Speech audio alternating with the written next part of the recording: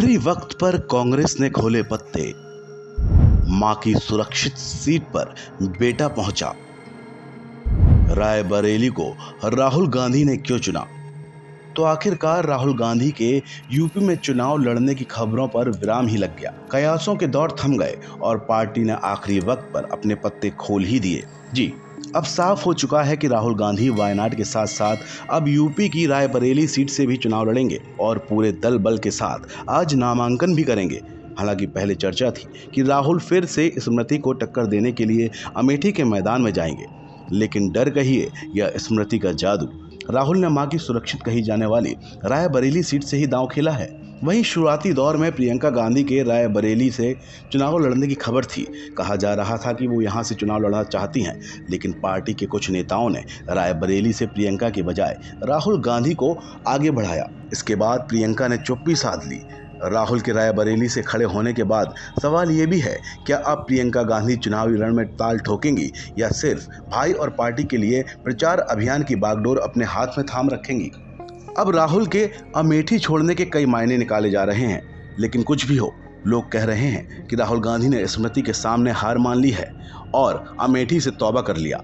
अब वो रायबरेली से चुनाव लड़ेंगे, जबकि अमेठी से सोनिया के प्रतिनिधि किशोरी लाल शर्मा मैदान में उतरेंगे। अमेठी और रायबरेली सीट से कांग्रेस उम्मीदवार को लेकर लंबे समय से चला आ रहा असमंजस खत्म हो चुका है। पार्टी के महासचिव सी वेणुगोपाल ने दोनों सीटों पर उम्मीदवार घोषित कर दिए हैं।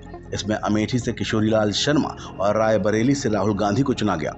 राहुल गांधी के लिए पार्टी ने अमेठी से ज्यादा रायबरेली सीट को सुरक्षित माना, क्योंकि ये सीट अभी तक कांग्रेस के पास ही है। आपको बता दें कि किशोरीलाल भी सोनिया के बेहद करीबी माने जाते हैं। इस बात को अच्छे से समझ लीजिए कि सोनिया गांधी ने 2004 से 2024 तक रायबरेली सीट पर एक छत्र राज किया है, लेकिन उनके राज्यसभा जाने के बाद रायबरेली से राहुल गांधी मां सोनिया गांधी के उत्तराधिकारी बनकर वहां पहुंचे हैं। तो ऐसे में सवाल यह है कि क्या वायनाड से जीतने पर राहुल को शक था, या फिर 5 साल में वो वायनाड की जनता को अपने काम से खुश नहीं कर पाए?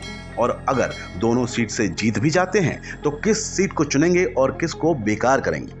इतिहास के पन्नों को खोलें तो अमेठी और रायबरेली गांधी नेहरू परिवार के पारंपरिक क्षेत्र माने जाते हैं, क्योंकि इस परिवार के सदस्यों ने कई दशकों तक इन सीट पर कब्जा कर रखा था।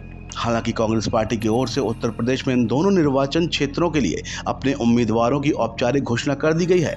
वहीं बीजेपी ने गुरुवार को दिनेश प्रताप सिंह को रायबरेली से अपना उम्मीदवार घोषित किया था। साल 2019 के लोकसभा चुनाव में वो सोनिया गांधी से हार गए थे। वहीं अमेठी में राहुल गांधी 2019 में बीजेपी की स्मृति ईरानी से चुनाव हार गए थे। इससे पहले गांधी परिवार के करीबियों ने राहुल गांधी और उनकी बहन प्रियंका गांधी वाड्रा के लिए नामांकन पत्र पहले ही तैयार कर लिए थे। शुक्रवार को नामांकन पत्र दाखिल करने से पहले गुरुवार देर शाम अमेठी के गौरीगंज स्थित कांग्रेस कार्यालय के बाहर राहुल गांधी और समाजवादी पार्टी के नेता अखिलेश यादव के पोस्टर लगाए गए थे।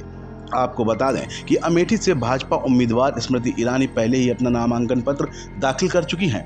रायबरेली की सीट इसलिए भी बहुत ज्यादा खास है और राहुल के लिए सेफ है, क्योंकि 2019 के चुनाव में कांग्रेस यूपी की जो एक सीट जीत सकी थी वो रायबरेली ही थी। इस सीट से ही सोनिया गांधी संसद पहुंची थी। सोनिया गांधी ने 2019 में घोषणा की थी कि ये उनका आखिरी लोकसभा चुनाव होगा। वो 2099 में कांग्रेस अध्यक्ष बनने के बाद पहली बार अमेठी से चुनाव लड़ी थी और जीत हासिल की थी। उसके बाद 2004 में वो पहली बार रायबरेली से चुनाव लड़ी और जीती। सोनिया कुल 5 बार सांसद चुनी गई और अब राहुल रायबरेली से ताल ठोकेंगे। लेकिन देखने वाली बात तो ये होगी कि क्या मां की तरह ही बेटे को रायबरेली की जनता का प्यार मिलेगा, या फिर एक बार राहुल आगे आप खुद ही समझ सकते हैं। आपको हमारी ये रिपोर्ट कैसी लगी इसे कमेंट बॉक्स में जरूर बताएं और ऐसी ही अन्य खबरों से अपडेट रहने के लिए बने रहें हमारे साथ, क्योंकि हम है बुलंद भारत टीवी, ताकत आपकी।